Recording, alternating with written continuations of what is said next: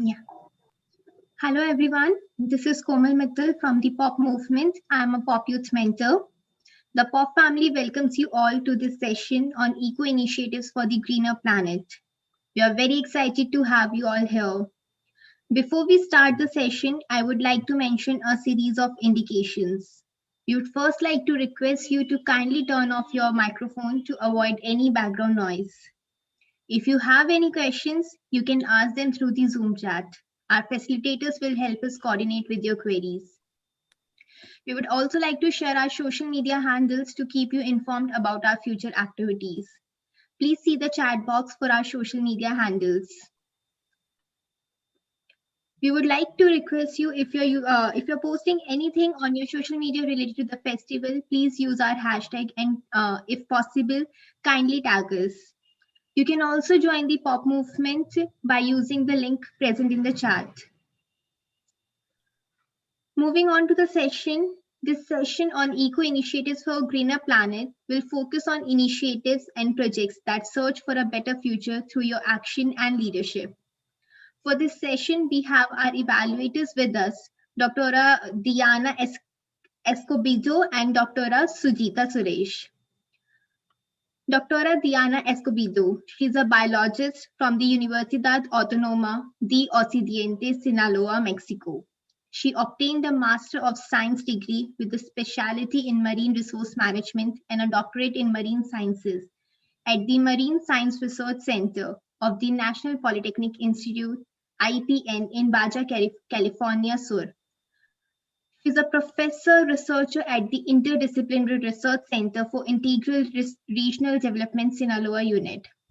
She has directed over 40 research projects and participated as an adjunct researcher in around 30 projects in collaboration with national and international institutions on relational issues with area of expertise. She has also published 32 research dissemination articles and 13 book chapters and supervised 14 master's theses and 3 doctoral theses.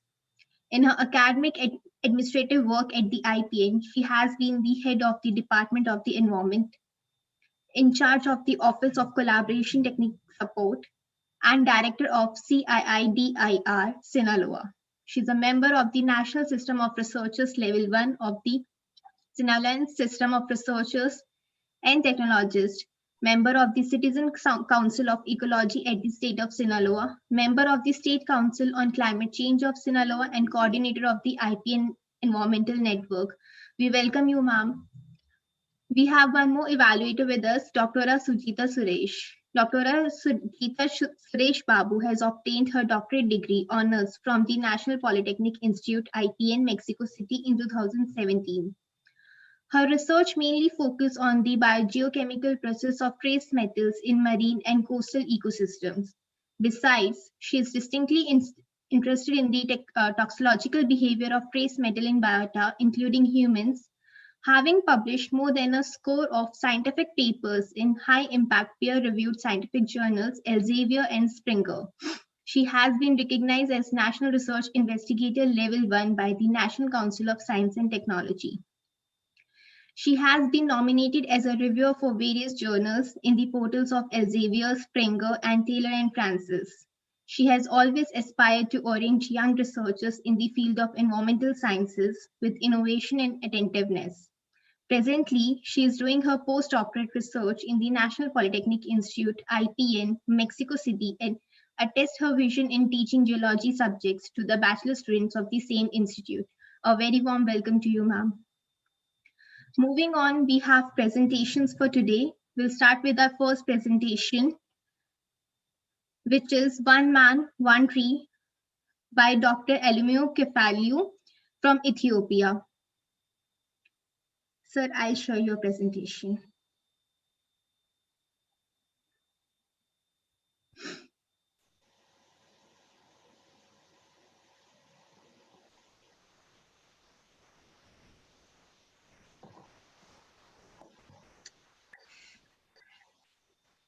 Just give me a second, please.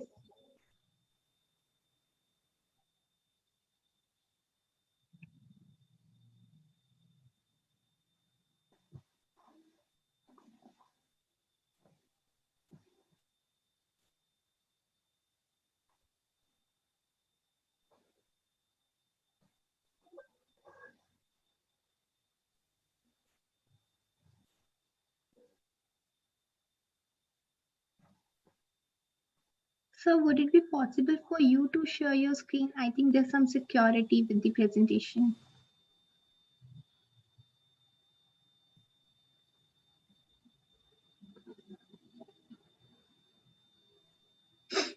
I'll give the handle to you.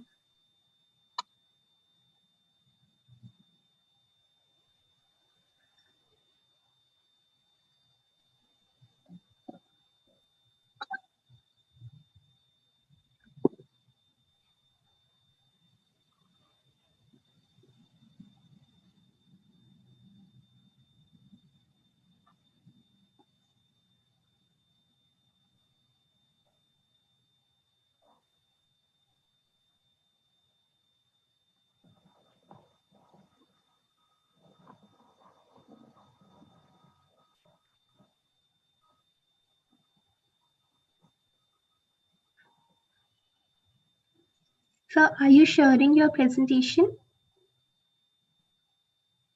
Me? Actually, I just mentioned that your presentation has some security issues. I cannot open the file. Oh my God. The PowerPoint? Sorry? The PowerPoint. Yeah, the PowerPoint. Oh God. Can we have the next presentation first, and meanwhile I think I can download it again and try. Okay. Yeah, thank you. But for how long does it stays this presentation? 10 minutes. 10 minutes. Very good. Okay. So we have our next presentation, which is on green recovery for climate change for and by us, the future world leaders, by Vishisht Singhal. Vishisht, over to you. Thank you very much, Camilla. I'll just share my screen right now. 1 second. I'll give you the handle. Sure.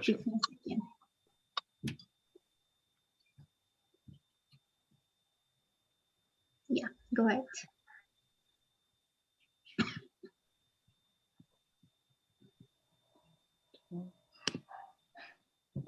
Is my screen visible? Visible. Thank you so much. So my presentation is about advocacy for green recovery for climate change. And green recovery for climate change would be for and by us, the young leaders of today. And first of all, by green recovery, I mean recovery from the current COVID-19 pandemic in a way that is sustainable and that keeps in mind the resources that we have right now, and we form our decisions and policies based on this mindset. Let me just next slide. So why do we need youth-led advocacy for green recovery? By this, I'll start a series of questions that really bother me and my fellow peers. Is first of all, why haven't we made any substantial progress on the SDGs yet, even though it's such a crucial issue? Why aren't there hundreds of youth activists in the realm of climate change and associated areas, crucial areas like sustainable development? And it often comes to my mind that are we missing to learn our lessons of putting green economic recovery at the forefront? Something similar to what happened in the 2008 economic crisis? And to this, a bitter answer that I have to give to you is that the governments and world leaders are failing to see the missing link of meaningful engagement between them and us, the young global leaders. So with this, I request an urgent call for a youth empowerment-based green recovery program for climate change and in the post-COVID-19 era. So the current challenges that we face between the governments and our engagement is, first of all, governments focus primarily on crisis management. So managing the crisis, not and like hasty and surgical solutions at the moment. So it's a panic response. This leads to brown recovery. By brown recovery, I mean unsustainable decisions and unsustainable policies which don't have the future vision in sight. So these revival plans are will be the final opportunity for us to restructure our social and economic systems. And even though we have this opportunity, governments are trying to bring back structurally the world that caused COVID-19 and many previous economic crises that to arise in the first place. And also, as we know, due to COVID, there's a very restricted attention towards climate change and planning for the future generations, as we have such a big healthcare and humanitarian crisis at hand. So, thus, there is a very limited attention towards potential increase in the already existing economic and climatic debt to us, the current youth. By climatic debt, I mean the current current climate issues that are being kept in hindsight, and this all shall be passed to the youth in tenfold, with an exponential increase. So the impact that this has is that we already have a limited progress on all the SDGs. We have already a severely impacted SDG 3, SDG 4, 8, 11, and especially 13. So this is already leading to an increased climate destruction, and we really don't know what's about to happen in the future. We really need immediate attention towards a green economic recovery. So with this, the program that I propose and the ongoing action plan that I am working on is, first of all, the steps that I took, as you can see on the right-hand side, goes like something like this. So I first focused on sensitization and awareness. Secondly, I focused on research and action initiatives. And third, I focused on engagement and networking. So this all led to this youth empowerment-based green recovery program for climate change coming into being, which focuses on mainly 4 dimensions. First of all, resources for youth empowerment and employment. Second of all, productive engagement through education and governance. The third dimension is enhancing youth's strengths for a cleaner energy-based development. And fourth, advocacy and implementation of an entirely new sustainable development goal, SDG 18, which I'll tell more about later. So in March and April of 2020, I hosted an international roundtable of teenagers from many countries like the US, the UK, Sweden, Mexico, India, and China. And we discussed various topics. So it was in lieu of the post-COVID-19 era, even though we were right in the middle of it. So it was speculations, it was policy drawbacks, it was the lack of engagement between youth and the government. So the topics we discussed were COVID-19, is it a natural calamity or a man-made disaster? What is government strategy and its influence of societal difference, which is happening. So the result of which causes government to take different strategies in different countries because of the societal difference. Third, we discussed experimental schooling during quarantine, because this is definitely something that all us youngsters have in common. Fourth was the economic side effects of COVID-19, which are very clearly seen, and we discussed the nuances of it. Fourth was the learnings for the post-COVID era from a teenage perspective. So the result of this international roundtable was published as a paper titled Stunting Our Immediate Future, which was a teenage perspective on COVID-19 and its challenges, which I'll link in the chat later on. Not sure to send that. Next slide. So the second approach which I took was having background research for a UN Youth Forum, which I participated on. So it was the 4th UN Youth Forum on SDG implementation, which happened quite recently on 20th November. And it was about empowering the youth to build resilience in society. And this all was in the context of pursuing sustainable and resilient recovery from COVID-19. So what I presented was an essay on green recovery, similar to what I'm presenting right now, but the difference was it was highlighting green recovery's missing piece, and that was the engagement with us future world leaders. So what I did was I made a proposal to the policymakers for a youth-led green recovery program, which led to economic recovery and climatic recovery, and this was in South Korea. So I got the chance to talk with many young delegates from South Korea, Germany, Ethiopia, and they all proposed these wonderful programs that led to empowering the youth to build resilience in society in many contexts, such as like climate change, community engagement. Some were talking about how we could bring trash to cash, which was a very nice initiative, which I really enjoyed. So the third thing that I wanted to highlight was that we really need to understand the urgency of youth in green recovery and climate change. First of all, youth must be recognized as a very important stakeholder. After all, we are the ones who will carry forward, we will be the torchbearers of the current policy, its output. So we must be recognized as a very important stakeholder. And this recognition would come only from when our voices are heard with prominence. This would happen at key youth forums like POP itself, which is an amazing youth forum.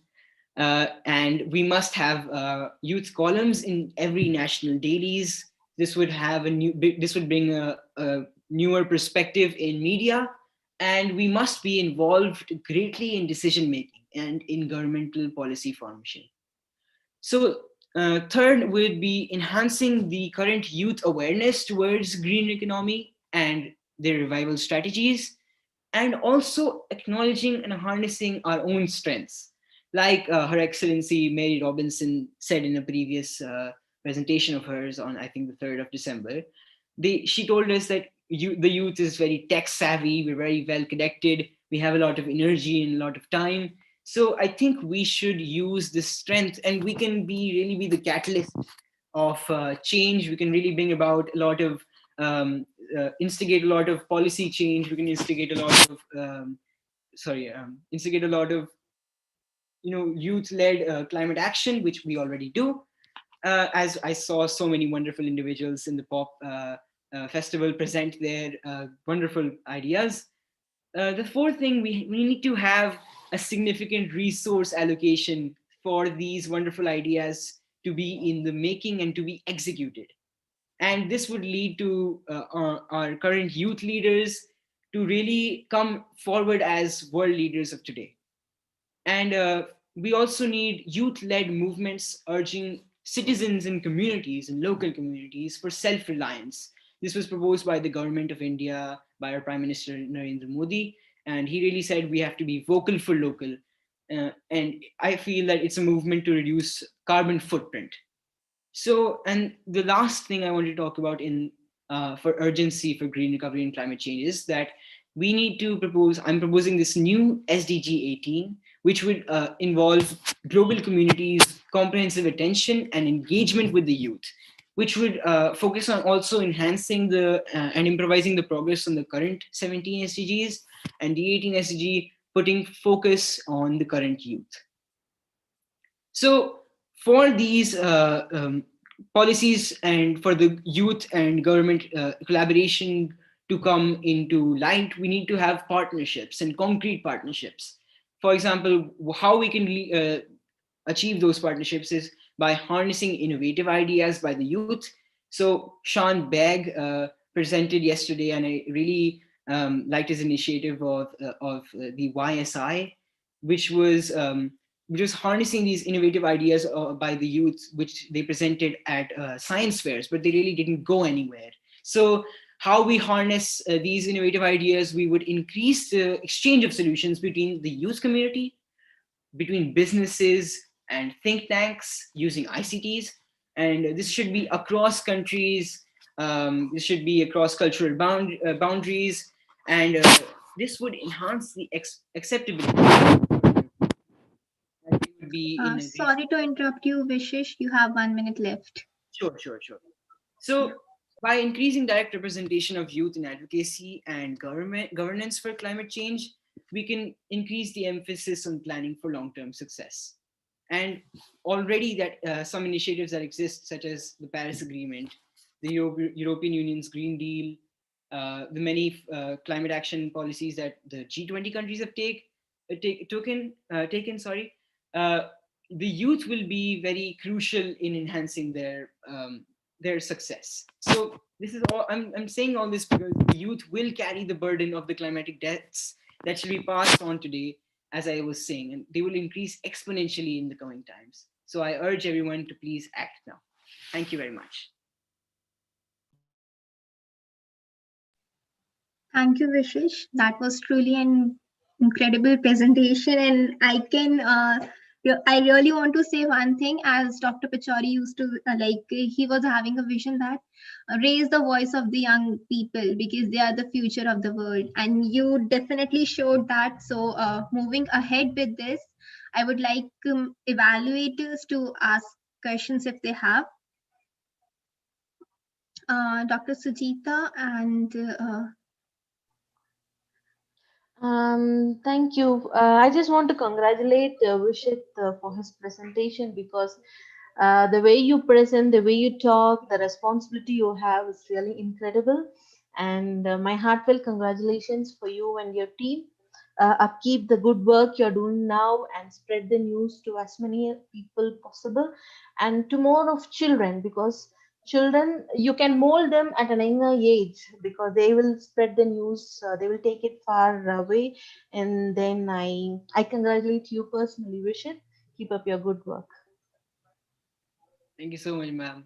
And I feel that children would also relate to me and my peers very closely, because there is an age gap, but they would relate to the upbringing and the current Uh-huh. generational Yes, struggles that we share. yes, of course. Dr. Diana, Thank would you you. like to ask any question? Yeah, Finish. Congratulations. I'm so happy that people like you, very young, are very interesting to make the difference. Thank you for your compromise. You you give us a hope. It's very important the this job like you is have uh, the window to all the world. You send this proposal to some people in the government, in your local government. Are you? I have been in discussion with them, but the thing is, right now they're all very focused on uh, reducing the effect of the current COVID-19 pandemic in my community. So that's at the main priority right now. So they're keeping me in the cold about what they're doing right now, and I hope so that they would listen more closely to what me and my peers have to present. But Okay. yeah, definitely. Okay. Thank you very much. A big hug for you. Thank you so much. Thank you. Thank you, Vishish. So moving on, we have our presentation from One Man, One Tree by Dr. Alemayehu. I'll share the slide. Just a second.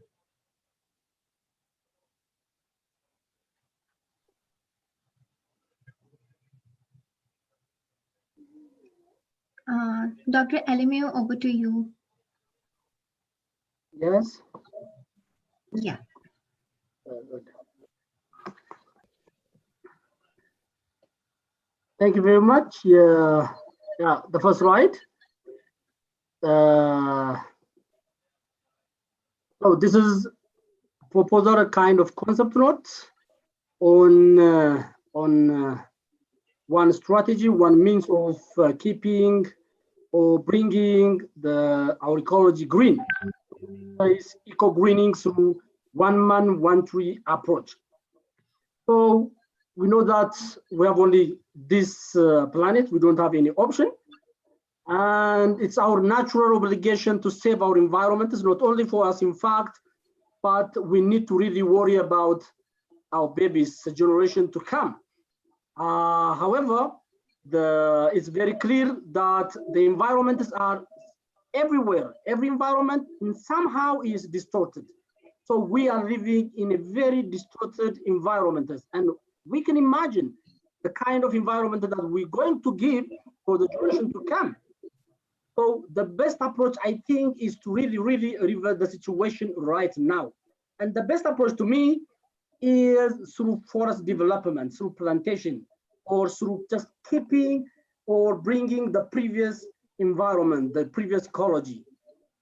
So through forest development, it is the best method of land rehabilitation, and it has been often found to be, in fact, because we have a lot of evidences where a lot of projects have started and worked on rehabilitation and restoration, but we found them really not successful as we normally expect. Next slide. So there were lots of greening programs. For sure, me and you know lots of programs that we really can remember. However, many of which were successful, often in the seedling plantation, but often failed to reach them to maturity. All right. So what is really most often we see is such kinds of greening programs, right, are often very active in the seedling plantation, but those plantations were not often really reached to maturity, and that itself is a crisis because a lot of budget were allocated for this purpose. However, the end part is not good because of lots of limitations. So many reasons could be suggested for this. So to me, the best reason is because of the gap associated with the management to reach the seedlings to its maturity. Moreover, environmental education about people or about tree plantation activity and impact on ecological restoration has to be really delivered to all members in the community. This is what I trust again. Okay, next. So this can be possible through building inclusive society. What I mean? This means that, you see, yes, we have to trust that tree plantations are an important mechanism of reverting, okay, just bringing back to the previous environments. But this can be only possible by really addressing every individuals, every users, every communities to participate in these situations.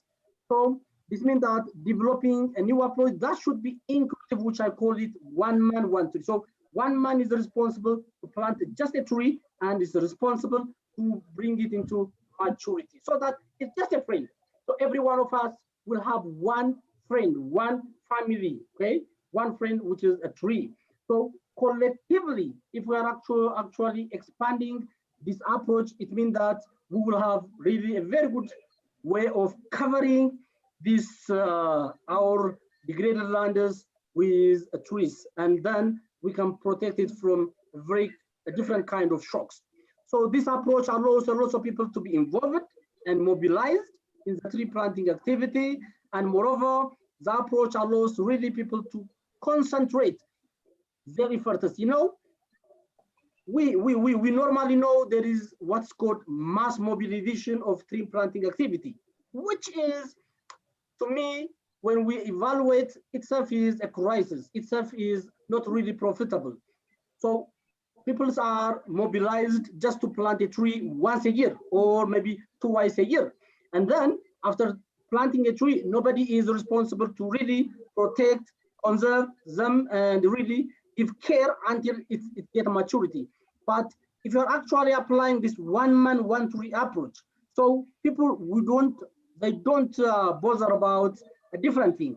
So they just concentrate their effort, they just concentrate their energy to follow and manage only their plant seedlings, beginning from the pre-preparation, beginning from the tree planting activity, and then just taking care of it until it becomes a successful mature plants. Okay, next. So we can imagine now if we extend this activity to a wider community, because we have users, okay, users in schools, in a different level of schools. If we're able to involve them in such kind of approaches, then we will produce a responsible society who can cover degraded areas with trees.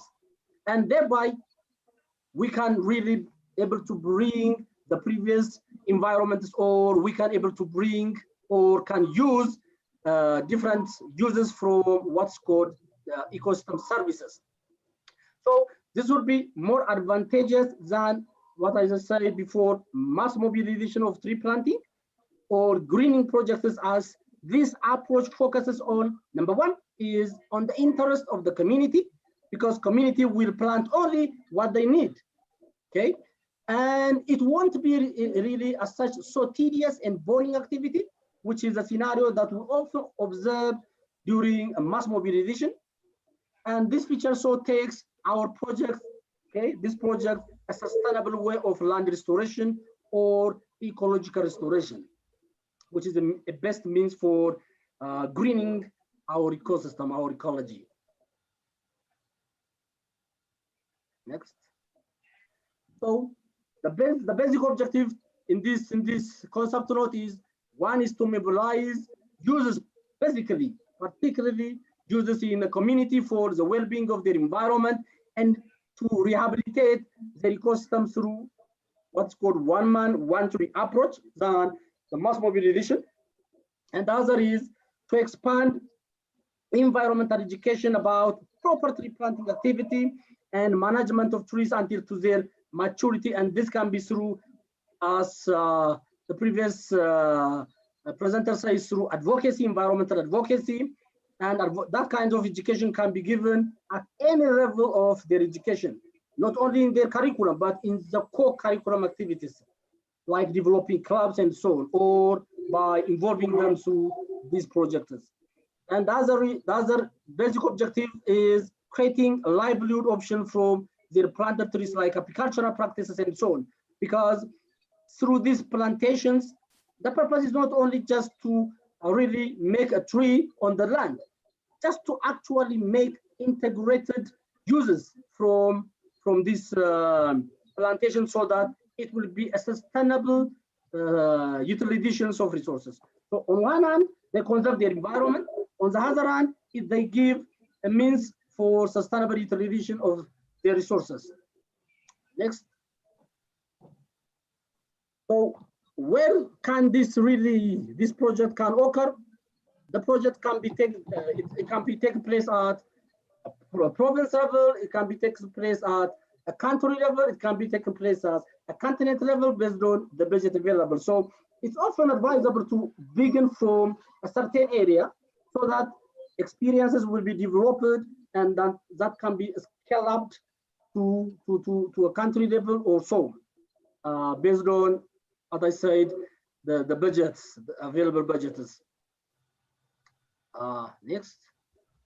So what is actually expected from this approach or this project is, this approach will build a restored and resilient environment, because number one, this is not a kind of new thing, but it associates with the experiences where we develop, where we implement these approaches to the community. And again, the users will now have that kind of culture of planting just trees. And again, it's related with, as I said, sustainable utilization, giving the environment more resilient, not to be really degraded as such. So another one is society would be more responsible, as they only focus on his or her tree management, because we are not allowing them to plant a lot of trees, okay, in the garden or so. And then we don't want to really make them worried about, okay, about the management, because the communities themselves do have a different option for their livelihoods, okay? So this is a kind of, we don't actually give these workers to be more burden for their life.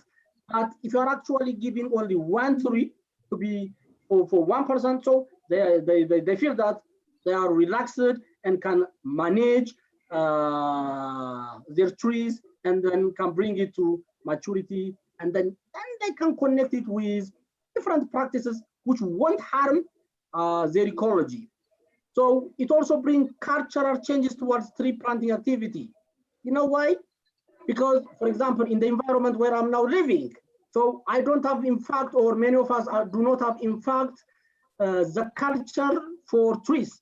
Okay, if Imagine if it is a Wi-Fi, everybody, if a tree is just a Wi-Fi, everybody will actually, right, plant a tree. But we don't have such a culture of planting a tree. But if we start from the scratch, now the newborn babies, okay, grade 1 student, grade 2 student, okay, they will have this culture. So it's becoming normal for them for planting a tree, 1 man, 1 tree.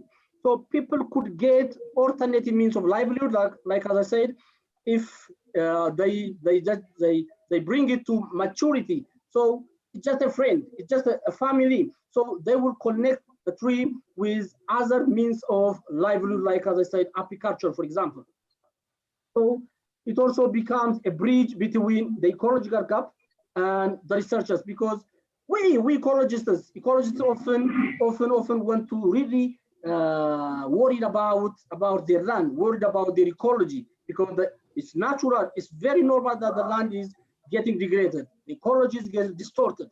So it's a very worrying thing for researchers. Now, these approaches now will narrow the gap between their worries and exactly the outcomes that an ecologist normally need to see. So this is it. I think, thank you very much.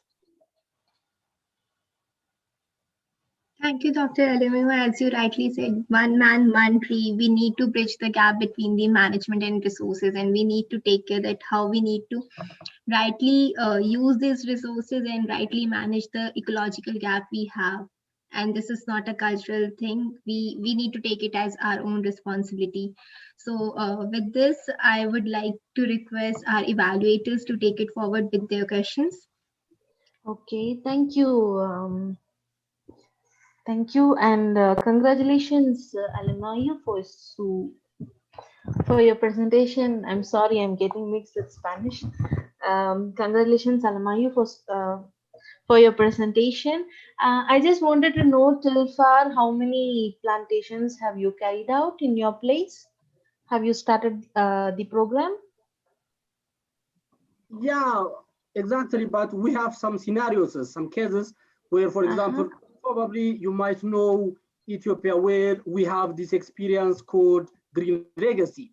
So every year, by the order of our prime minister, we often plant. Okay, everybody once a year in June, everybody is busy by planting trees. But we can think that that program is not really successful unless we use it for a different purpose. We have seen lots of, okay, we just have made some survival rates. Okay, we counted some survival rate, and we have very poor in terms of poor outcome. We can say that. And the thing is because we are involving what's called mass mobilization of tree plantings. So it didn't consider the interest of the community. It won't consider okay, the ecology of the area. What it won't consider, again, tree selections. So that kind of program has some gap. Although we started, in fact, everyone started that in our school, in our society, but we have really a serious gap in that program. And I believe this approach will be a medicine for it. Yes, Salme. I do consider what you're conveying us, because be it in India or in Mexico, in India, after every wedding, the return gifts nowadays are some saplings. Okay, they distribute to the invitees who come for the wedding, but we don't know how far it reaches them. No, we don't know how far they are growing the plant. And be it in Mexico, also for all the conferences. We give a plantation, a small sapling, but we don't know for how long we are going to take care of it. So I really appreciate your program, and I also suggest to just share some posters regarding the benefits of tree plantation. What are the advantages that it could give us? Now everybody is on social media, be it Instagram, Facebook, or something like that. Some colorful posters that even the small children or the children or youth could get encouraged seeing the posters. No, that I hope that it would help much more for the public awareness of tree plantation. Thank you, Alemayehu. Hi, Alemayehu. Thanks for your project. This is a big example that a very small idea or an action could be a big change. We will have a big change. Congratulations, I'm agree with Sujita.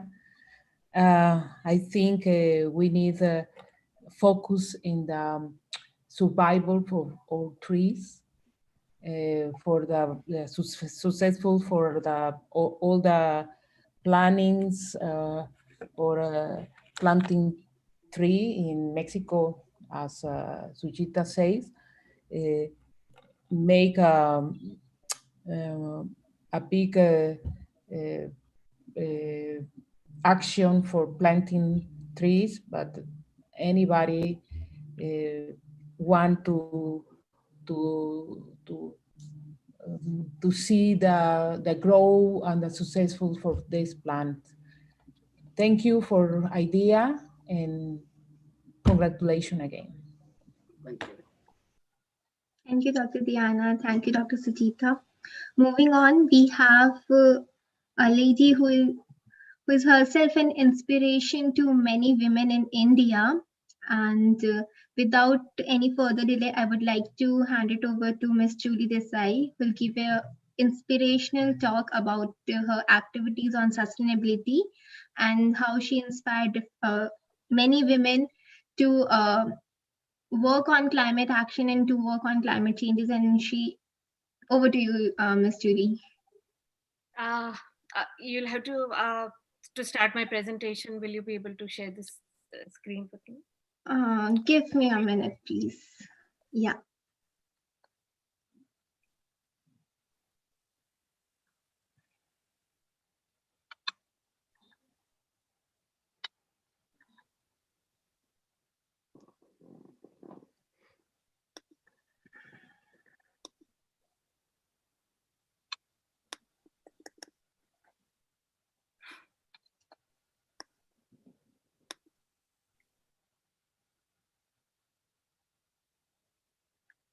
Okay, can everybody see my screen? Oh. Okay. Thank you so much, Komal and Dr. Pachuri, for giving me this opportunity.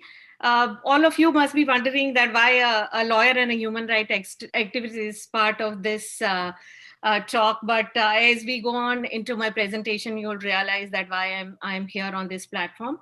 My name is Julie Desai. I'm a lawyer by profession, but I dedicate 50% of my time into social work.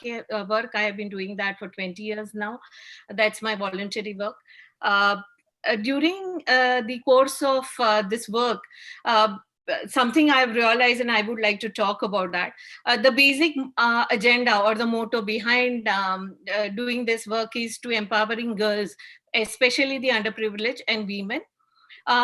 It's just that it just happened that, post COVID, suddenly everybody started talking about, we have a skill development center under the NGO where I work. And we have been wanting to create sustainable products there. And, so the benefits are twofold. One is that I'm creating sustainable product. At the same time, it works as an advocacy group, because we teach these women that why green products are more important than your regular products. The second is that I'm empowering women and I'm giving them the livelihood. So I think it was a unique initiative which we started. We started as a pilot project. Unfortunately, due to COVID, we had to lock down the center for almost 4 or 5 months. We've restarted it now. The third agenda on my presentation would be my YouTube channel. During the lockdown, I've realized that giving voices to women from around the world is something which is very important, because everywhere I think women are leaders, make a large difference into anything you want to do, any agenda you want to take forward, or any initiative you want to take forward. Women voices have become very important around the world. That's the reason I started my YouTube channel. It is under the name of Julie Desai. You can search on it. I'll share more details with you as we go on with the presentation. This is a short write-up about me, that I'm I practice banking law, aviation law is my super specialty, and company law and immigration law, or international interpersonal law. Well, I will not go through that. If you want to know more about it, you can go to my YouTube channel and know more about it. This is I've already spoken about, so I'll go to the next slide. This saying became very important to me post-COVID. The environment you live in can suddenly change. Are you ready for this? And I think we have been facing that for almost 6 months now, and we are still struggling to come out of it. We are still struggling to get a vaccine. And I think we've abused it so much. So there is I think now is the right platform to talk about this, because I think people are more receptive of what we are saying as an environmentalist.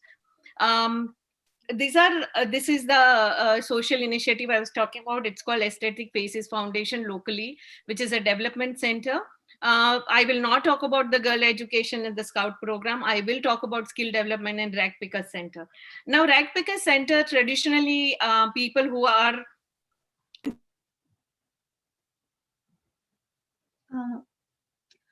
ma'am, you are on mute. Could you unmute yourself? Yeah.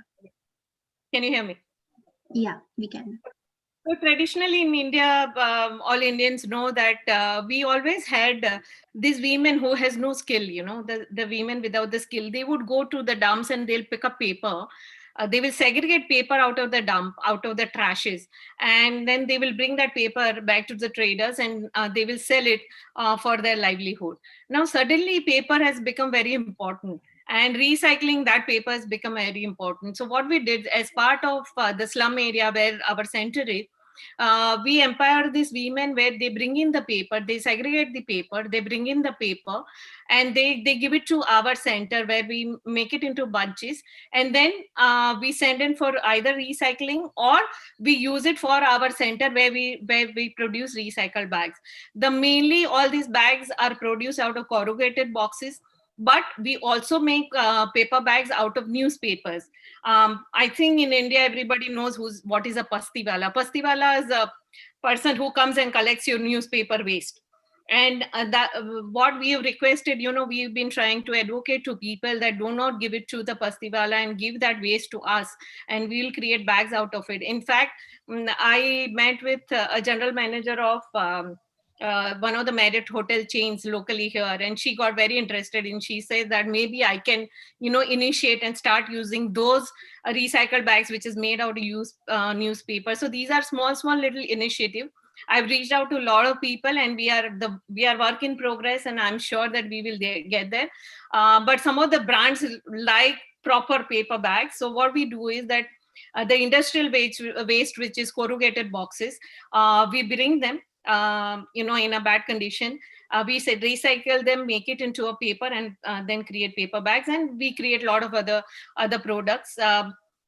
It is at the moment it is working as a pilot project. What my end goal is to make that center self-sustaining, and then I don't have to fund the center, and then they can make their own center running through their income. So we are setting up a channel. If this pilot project works, we have a lot of other slum areas where I live, and we can replicate that program there as well. Okay. I will not go on to my development center and why it is. My slides with Komal, so if somebody wants it, please request her to share it with you.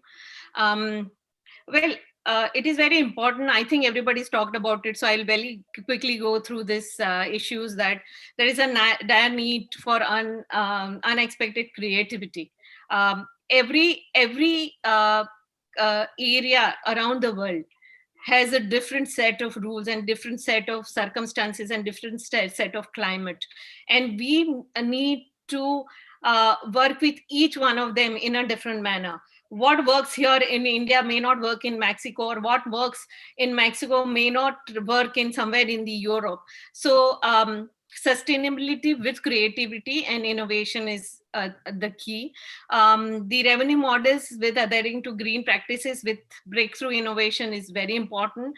And I'm sure, as Vishisht very interestingly said, I did not know about him, and I'm very happy to be on this platform to know about you, Vishisht, that youngsters, because on my YouTube channel, I'm always amazed with the youngsters, the kind of solution, kind of innovations they come out with. So which I'm going to talk about it eventually. So this is, I think everybody knows this. I'm going to skip this slide. Okay, this is the Scout program where we promote replantation, and then each and every child, as Doctor, you said that one tree, one, one person, one tree. So this is a similar sort of an initiative which is also been promoted by our Prime Minister here in India. So this is something these girls are doing. They're planting a tree, and each girl will be responsible for one tree till it grows and becomes, it blooms. This is my recycle bag. This is a skill development which is happening. They've been taught, these young girls, because they are out of school at the moment. Unfortunately, they have no access to online education. So what they're doing is that they are teaching them how to make paper bags out of the newspaper. So this is a center where these young girls are learning to make those newspaper bags. The rag picker center, rag pickers, the women are completely without any kind of skill whatsoever. So what we're trying to do is that use them as advocate to promote, the importance of sustainability and paper products and recycled products. This is during the lockdown. Unfortunately, these women were going through a very bad time. So this is with one of our survival kits, which we distributed to these women through our center. This is my YouTube channel, which I'm going to talk about now. These are 3 women which I've chosen from around the world. Etka Adia, she is an agripreneur, and she works in an African region.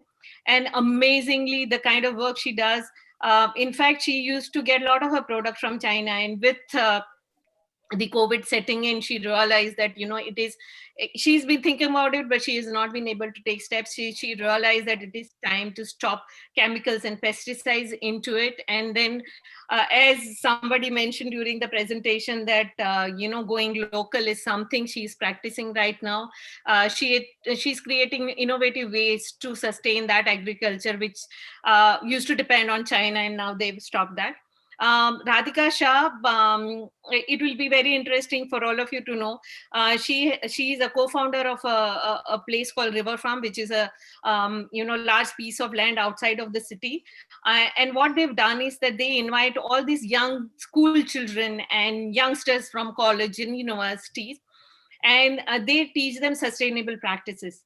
Also, you can lease a small piece of land there, but that piece of land becomes your responsibility. So it's again an initiative like what Doctor talked about, one man, one tree. Also, there are workshops they have created at the River Farm where they teach you composting. So instead of throwing your trash out or your biodegradable waste out, they teach you how to compost it and use it. And that can be done with small condominiums, flats. You can do it as part of your kitchen. So that this is a great initiative, and it was so interesting to talk about it. It is on my YouTube channel. You can search her out. Jill Angus is in Spain. Jill has a very interesting story to tell. She's into fashion, but she works with sustainable fashion. So during her talk, she told me about, somebody making fabric out of pineapple trees. And there is a whole range of footwear which is made out of leaves. So many various initiatives she talked about. And those are the women from around the world she works with. And she's very passionate about it. So we will talk about it a little more about Jill later on. So this, I've already mentioned to you that, they believe that organic vegetables, composting in our own homes, and understanding our waste, and not letting that waste go, which you can use it, reuse it into our households. Reducing our waste especially the vegetable waste and biodegradable waste is something which is very important. She talks about.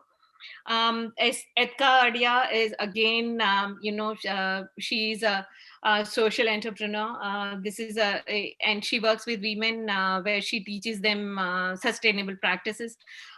She's, one of the very few women who's an agriculturist in that region.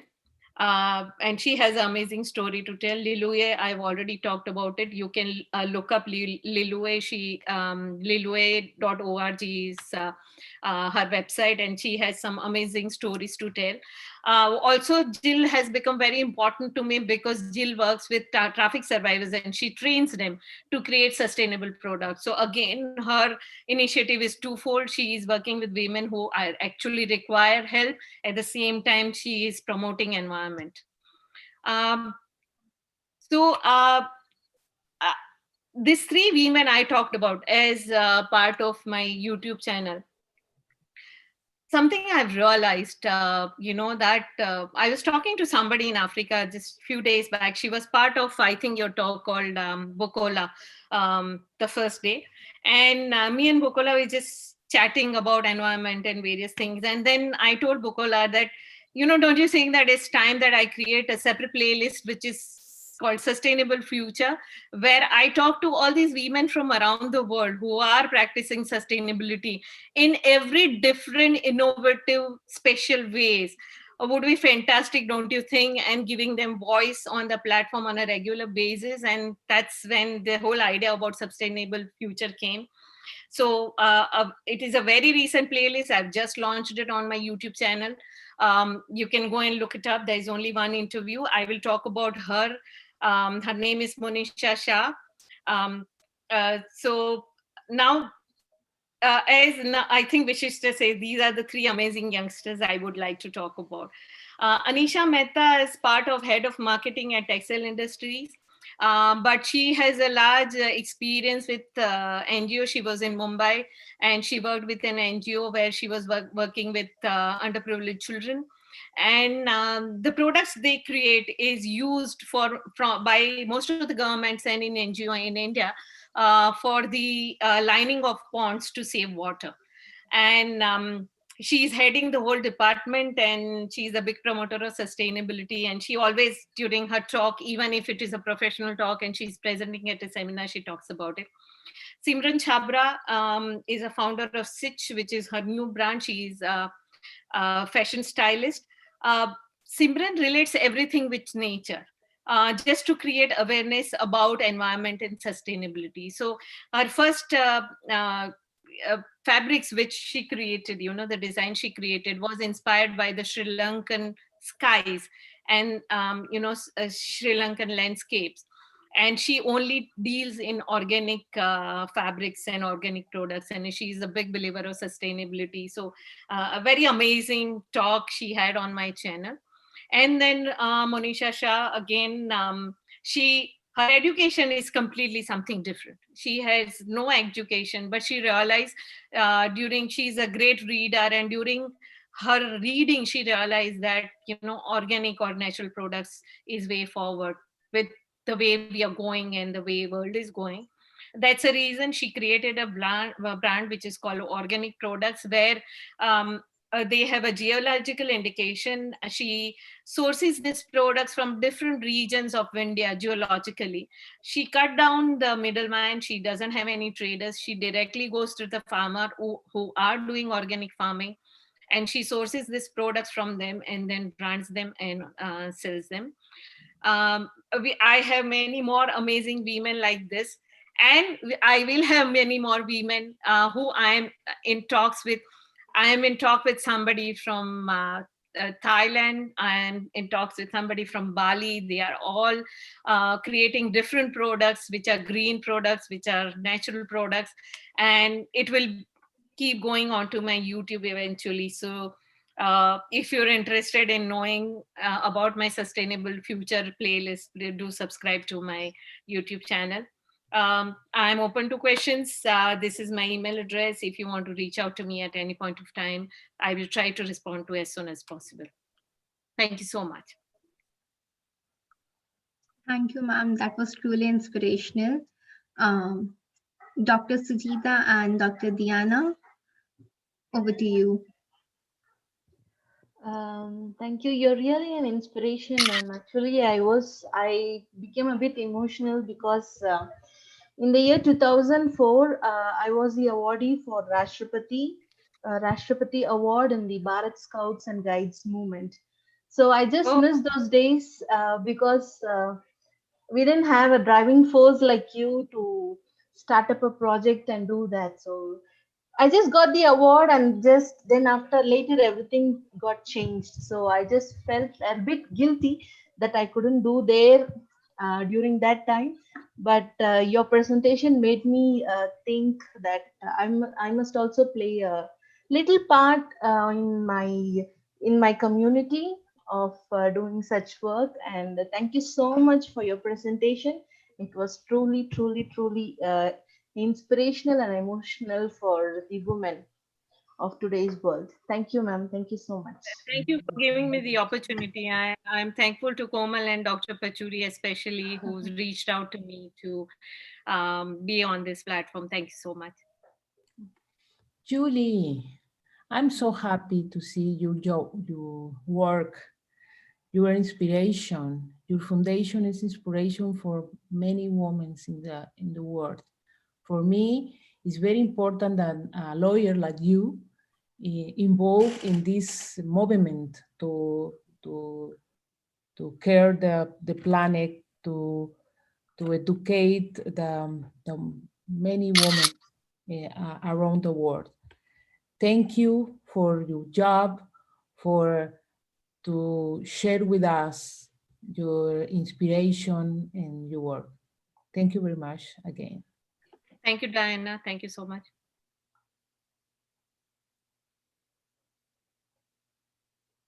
Komal, you need to unmute.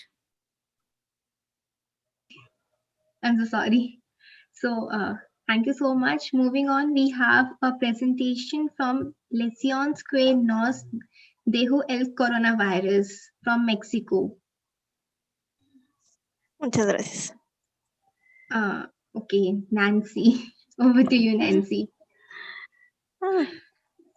Solo para clarificar, esta presentación será en español. This presentation will be in Spanish. Okay, Vanessa, would you translate this session then? I can try in the chat, yeah. Doctora Sujita and Doctora Diana, I think both speak Spanish. I will do it for our assistants. Okay, so this session will be translated in English in the chat box, so we can look at there. Go ahead, Nancy. Ok.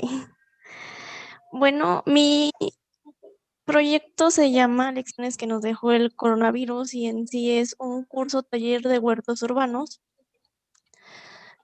que se enfoca principalmente en hablar sobre problemas, profundizar sobre los problemas económicos que nacieron a partir de una pandemia y la principal falta de recursos económicos que repercuten directamente en la alimentación de las personas, en especial en países en vías de desarrollo como lo es México.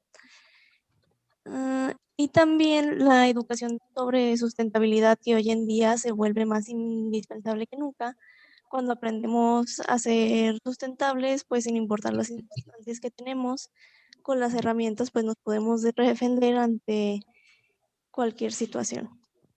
Este curso taller se plantea o está enfocado en la producción de alimentos de manera sustentable en nuestro propio hogar y se busca instruir a las personas sobre la importancia de aprenderlo y lograr que este proyecto se convierta pues en algo como más común para la sociedad. Mi proyecto impacta en estos 8 objetivos que serían el fin de la pobreza, el hambre cero, salud y bienestar, trabajo decente y crecimiento económico, reducción de desigualdad, ciudades y comunidades sostenibles, producción y consumo responsable y acción por el clima. El contenido del curso se basa en 5 sesiones. La primera es una introducción y hablaremos sobre algunos conceptos básicos. Y bueno, aquí es donde entra la parte de reflexión de todo lo que nos dejó la pandemia y cómo es el nuevo panorama que se vive. En sí también vemos lo que son los huertos y su importancia, así como pues una introducción de todo lo que va a ser el curso. La sesión 2 ya es más técnica, se ven elementos básicos y cómo seleccionarlos. Aquí es importante que veamos cómo se monta un huerto, además de qué estrategias podemos llevar para seleccionar todo lo que se va a necesitar. En la sesión 3 son espacios y cultivos con los que se puede empezar. Aquí ya le empezamos a dar un poquito más de forma porque se planifica y se organiza lo que se debe tener y los requerimientos de los cultivos por los que se desea empezar. Y bueno, aquí vemos cuáles podrían ser los más comunes dependiendo del espacio y los más sencillos y pues nunca has cuidado una plantita. La sesión 4 es siembra, trasplante, riego, el abono y las plagas más comunes. Y bueno, o sea, aquí se hablan principalmente de los dos tipos de siembra que podemos escoger, que sería la siembra directa y los trasplantes, y se explica cuáles son los cultivos más óptimos para cada uno de ellos. Y se habla sobre los factores importantes para tener bien cuidados los cultivos y obtener pues una buena calidad al momento de cosechar. Y estos factores serían pues el riego, el abono y los cuidados que se tiene que tener para tratar pues alguna plaga que pueda aparecer. La sesión 5 son dos talleres que se llevarán a cabo. El primero es un riego por goteo reciclable, donde aquí pues pueden sacar toda su imaginación para ver qué materiales usan, y la idea es que estemos reciclando. Y el taller número 2 es la siembra de las semillas para que pues ya definitivamente se lleven su primera plantita y comiencen su huerto en casa, porque aquí ya tendrían las herramientas para poder cuidarla. Bueno, ahora voy a presentar que este proyecto ya es parte de lo que es el plan de desarrollo del Centro Universitario de Ciencias Exactas e Ingenierías, que está proyectado entre 2019 y 2025. Y sería todo de mi parte. Muchas gracias, Nancy. No sé si alguien tenga alguna pregunta. Claro. Hola, Nancy. Soy Diana. Hola. Gracias. Adelante, doctora. Pues muchas felicidades. Muy bonita tu presentación y muy interesante. Quisiera saber, este es un curso, me dices que lo han planeado entre varias personas, ¿verdad? La idea nació de mí hace, pues, como posterior a un mes de que comienza la pandemia. Y yo fui planteando la idea. Había un curso que se llamaba Ecoproyectos de Cuarentena, que fue el cual yo participé y gané el primer lugar. Entonces eso me motivó más como a llevarlo a más allá, ¿no? La universidad en la que estoy yo saca la actualización de este plan de desarrollo, y es aquí cuando yo me animo a meterlo para que llegue como a ser pues realidad. Yo tenía la idea de que la pandemia iba a durar más poquito, pero y por eso se llamaba así, ¿no? Porque muchas personas aprendieron demasiadas cosas estando en casa. Algo bueno tuvieron que haber sacado de la estadía. Sé que también hubo cosas muy duras y todo eso también nos deja un aprendizaje, ¿no? A final de cuentas, era la idea, ¿no? De compartir cómo nos sentimos, porque mucha gente la pasó muy bien y otra pues no tan bien. Y como que apoyarnos, ¿no? Porque también fue un suceso que muy pocas personas vivieron de la misma manera. Así es, mira, lo importante es que este es un proyecto muy útil y muchísima gente estoy segura que quisiera. Yo, por ejemplo, estoy muy interesada, ¿no? En cómo cultivar en tu traspatio, y puede ser también, como dices, ¿no? Llegar a hacer, tener productos de autoconsumo, ¿no? Aunque no tengas mucho espacio, ¿no? ¿Cómo están planteando entonces compartir esto a la gente? Si yo quisiera tomarlo, ¿qué tendría yo que hacer? ¿Dónde lo puedo encontrar? O sea, ¿cuál es el alcance de esto? Por el momento es local dentro de la universidad. También planteábamos que fuera algo digital, porque realmente sí se puede, nada más la parte de los talleres pues sería como cada quien en su casita, ¿no? Y yo he trabajado en material didáctico, así como con presentaciones, y hay un material especial que es como para que ustedes organicen y le den pues más forma, ¿no?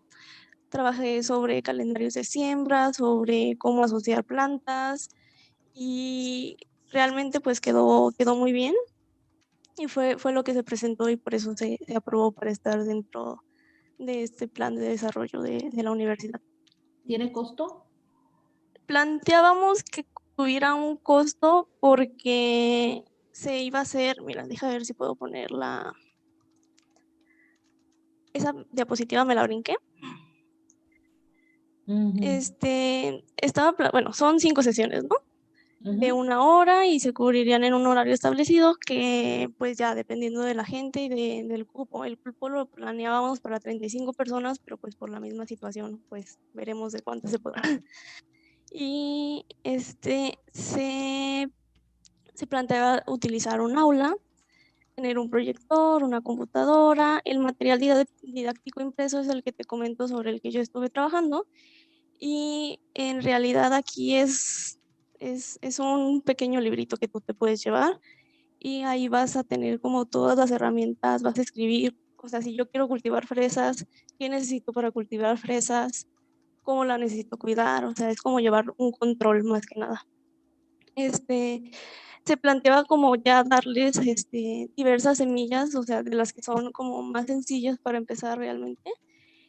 Tener pues tierra, fertilizante, las macetitas. Aquí el taller de riego por goteo se planteaba hacerlo con botellas de las típicas de taparrosca. Podría ser de cualquier volumen, pero pues en 1 litro es como que más factible para que no las estés rellenando tan seguido, ¿no? Y que te ayude también, que sea la ventaja de tener un riego por goteo. Se necesita como un soporte para poder en realidad hacer el riego por goteo. Entonces, maderitas de 50 centímetros, la que tú te encuentres, que te sirva, ¿no? Cinta adhesiva o cualquier otra cosa que te pueda ayudar para unir estas partes y pues lo que necesitas para cortarlo en realidad. Entonces, el costo aproximado, incluyendo lo de la semilla, lo de las macetas, la tierrita, el fertilizante, era 50 pesos por persona. Eso es cuando tienes presencial. Ajá. Yo les recomiendo que vean cómo puede ser en línea. Sí. Te felicito. Muy bonito proyecto y a mí me gustaría mucho que fuera más abierto, más general, para que tenga muy mayor impacto. Muchas felicidades, Nancy. Sí. Muchas gracias.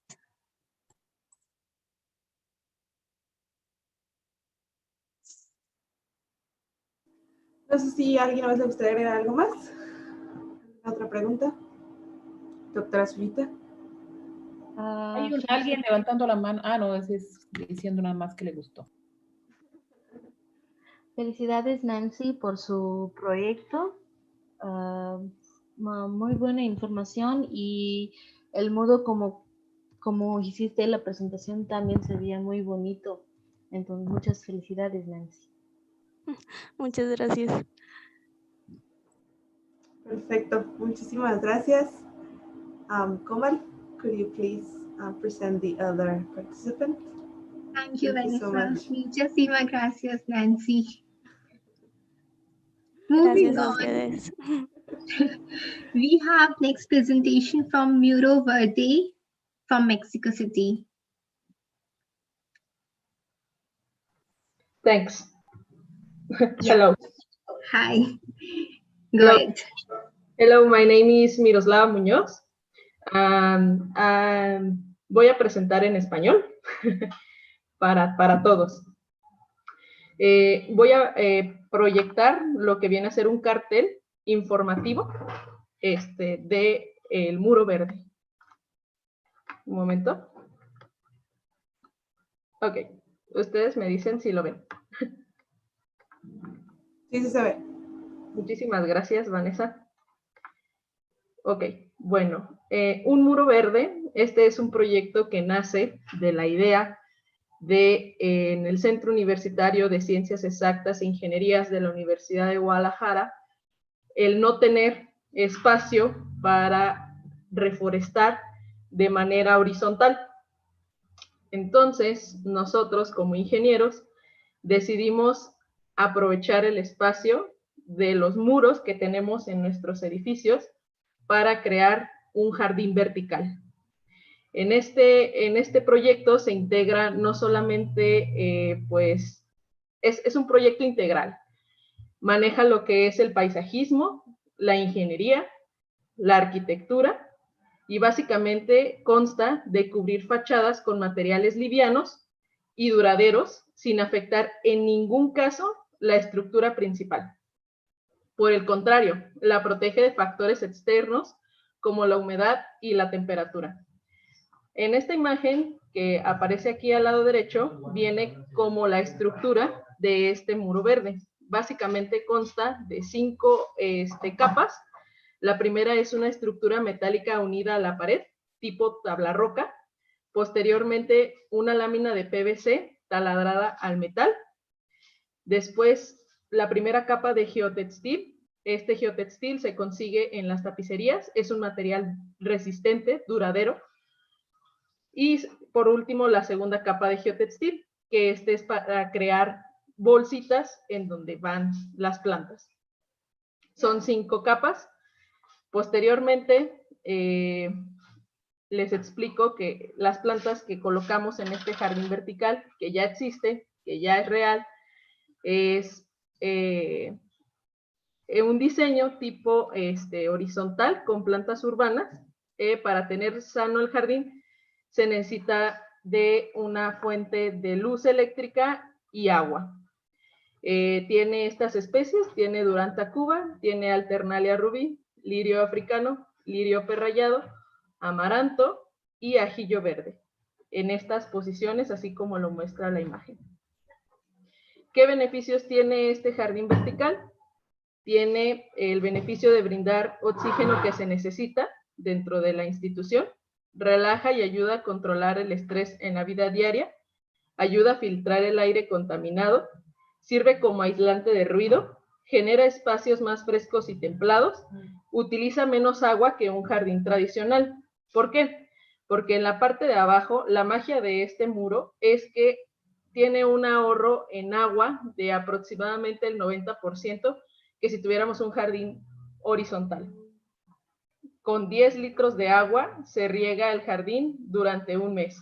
Con 10 litros de agua se recircula el agua. Entonces, ahora, aprovechando este espacio de los vertical de las paredes, les platico el sistema de riego. Este sistema de riego consta de varios componentes, así como lo muestra la imagen. Tenemos el temporizador, que es el que nos da el control del tiempo en el cual se riega el jardín, que varía según la estación del año. Aquí en Guadalajara constantemente tenemos humedad en el aire, entonces requiere entre 4 a 5 riegos durante el día para más de 165 plantas. Consta de una bomba sumergible, que esta bomba está dentro de la tarja de agua que contiene el jardín. Posteriormente, un tubo de PVC de aproximadamente 3 centímetros de diámetro, y consta de 2 válvulas, una de purgado y una de regulación de flujo. Estas válvulas o estas llaves de agua controlan lo que es la cantidad de agua que se riega en las plantas. Y tenemos básicamente lo que todos tenemos en nuestros inodoros, un nivelador de agua o caudalímetro para que siempre haya agua en esa tarja, y en determinado momento, si se escasea o las plantas absorben más agua, pues se llene de más agua. Este rediseño del sistema es básicamente con el propósito de brindar a la comunidad universitaria un espacio en donde se interactúe con el medio ambiente. Se consideraron los aspectos de la naturaleza del jardín en la localización del muro, la elección de plantas, de materiales y el periodo de instalación. En el rediseño ingenieril se aplicaron principalmente los conceptos de mecánica de fluidos, control de procesos e ingeniería ambiental al sistema de riego para su automatización y así lograr una optimización de recursos. Este sería pues el cartel informativo de lo que es el jardín vertical. Y a continuación les voy a presentar lo correspondiente a algunas fotografías, porque este jardín ya existe. Este timbre ya está cada día más alto. Muy bien. Tenemos aquí las fotografías. ¿Sí lo ven? Sí, sí, claro. Muchas gracias, muchas gracias. Tenemos que esta parte del jardín, durante la pandemia no hubo luz dentro del centro universitario, por lo tanto 165 plantas fallecieron porque no había luz. Básicamente es un problema del sistema de riego, porque como es automático, necesita luz para que funcione la bomba. El jardín se secó y quedó así como se ve aquí. O sea, se empezaron a secar todas las plantitas. Muchas sobrevivieron. Seguimos ¿Sí? viendo tu cartel. No hemos visto. Perdón. Discúlpenme. Tienes que compartir las fotografías. Sí, perdón, discúlpenme. Ahí voy. Igual puedes dejar de compartírmelos y volver a compartir. Creo que nada más compartiste una pestaña y no toda la pantalla. Ok. Ahorita lo soluciono. Sí. Gracias por decirme, gracias. Ok. ¿Ahora sí lo ven? Sí. Muchísimas gracias por la aclaración. Ok, entonces, disculpen, estoy en una oficina y por eso escucha mucho ruido. Estoy trabajando. Muy bien.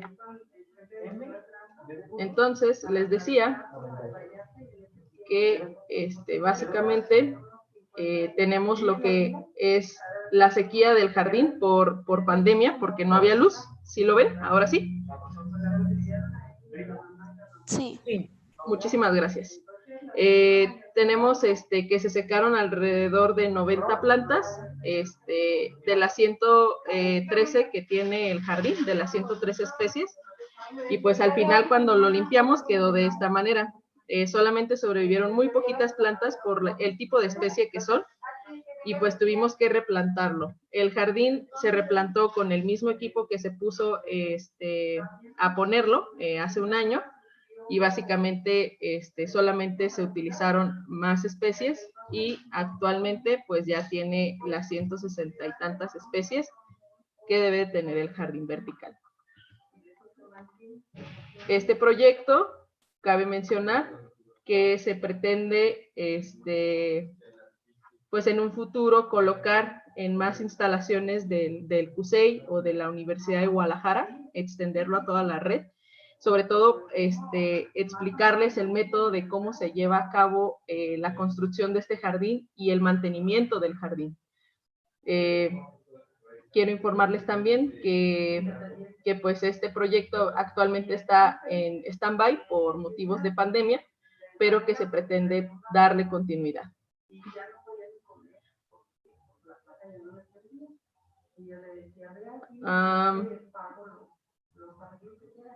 Creo que sería todo de mi parte. No sé si tengan alguna duda. ¿Questions? Ok, Miroslava. Muy bien. ¿El diseño es enteramente de ustedes? El diseño se tomó de la metodología de instalación del jardín. Se tomó de unos ingenieros agrónomos del CUCBA. El sistema de riego se innovó totalmente a la hora de la instalación porque es justamente nuestra parte ingenieril, el mantenimiento y la automatización del sistema de riego.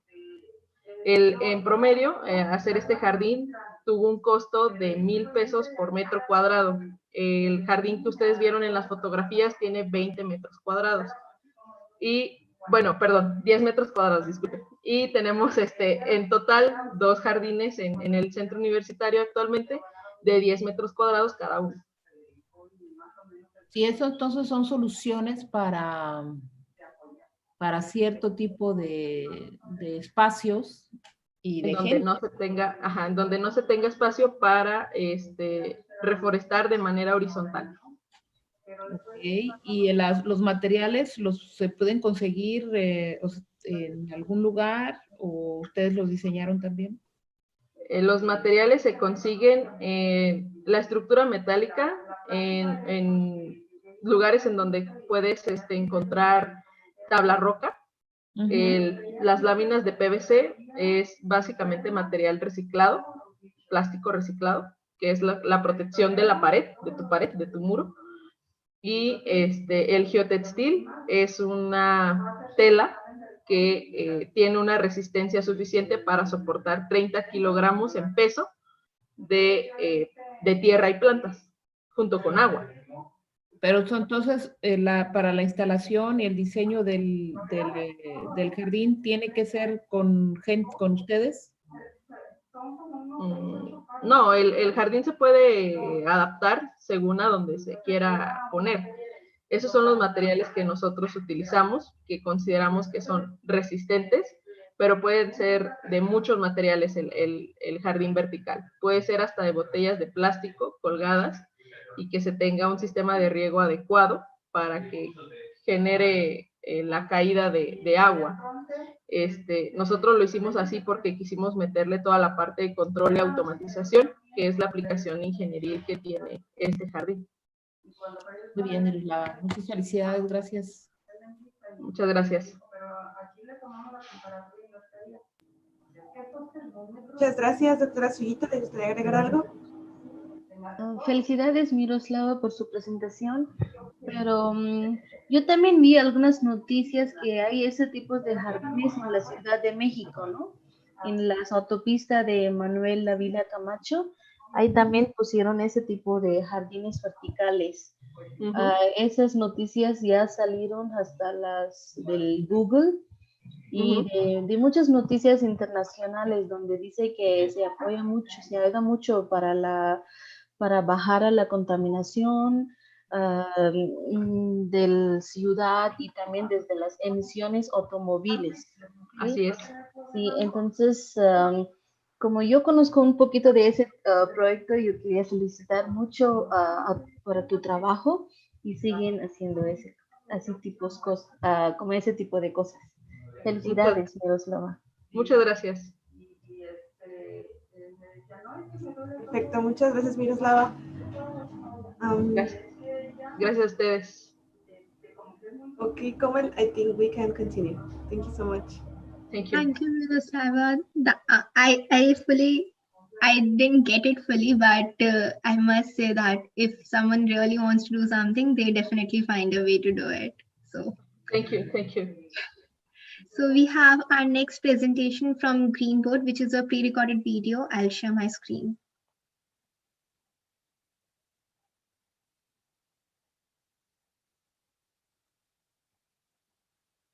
Okay. Bueno, buenas. Can you hear? Yes, it's okay.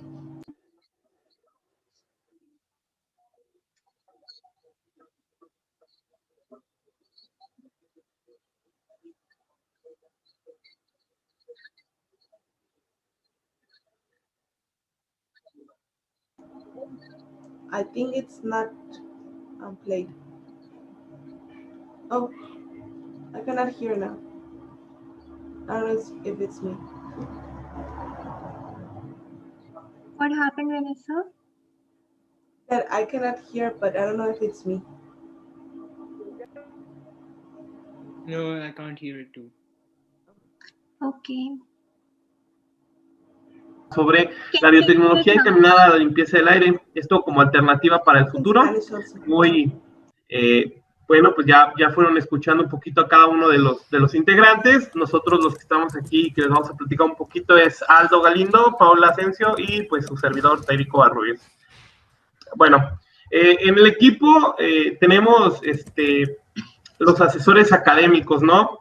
Los dos asesores académicos son grandes doctores, cada uno en su área, pero al final en este trabajo, como se van a ir dando cuenta mientras más vayan viéndolo, es un trabajo de ámbito multidisciplinario, ¿no? Entonces, por ejemplo, el doctor Mario es profesor investigador del Departamento de Electrónica y el doctor Orfil González Reynoso es profesor investigador del Departamento de Ciencias Básicas. Específicamente, pues, en Ingeniería Química es muy conocido el doctor Mario en el área de electrónica, en algunos posgrados, en el posgrado de procesos biotecnológicos, en el doctorado son maestros los dos de plantilla, y pues ahí es donde ellos están trabajando. En el equipo de estudiantes, bueno, pues tenemos a Aldo Galindo, que es el encargado de electrónica y comunicaciones, Carlos Fernando Romero Cruz, que es estudiante de la Ingeniería Química. Él es encargado también, junto con José González García, de estar haciendo todos los procesos que tengan que ver con operaciones unitarias, con el trabajo ya más, vaya, como dice la palabra, de la industria o más impuesto a la ingeniería química. Ellos dos son estudiantes de Ingeniería Química. José ya es egresado. Paula, Janet Ascencio Ramírez, ella es estudiante de QFB o químico farmacobiólogo, y bueno, ella es la encargada en el área de microbiología de todo este proyecto, es la que se encarga de que tenga todas las especificaciones correctas, los cultivos, la manera en la que se va a ir llevando el parámetro o los parámetros físico-químicos de la microalga. Y por último estoy yo, que soy Tairi, Armando Correas Castillo, soy estudiante de la carrera de biotecnología, alimentos y biotecnología, y bueno, pues mi trabajo es como darle el enfoque de la biotecnología. En conjunto con Aldo y con Carlos somos los precursores de este proyecto desde un principio, junto con el doctor Mario y el doctor Orfil, y pues bueno, es estar compilando todo el trabajo y darle esa dirección biotecnológica.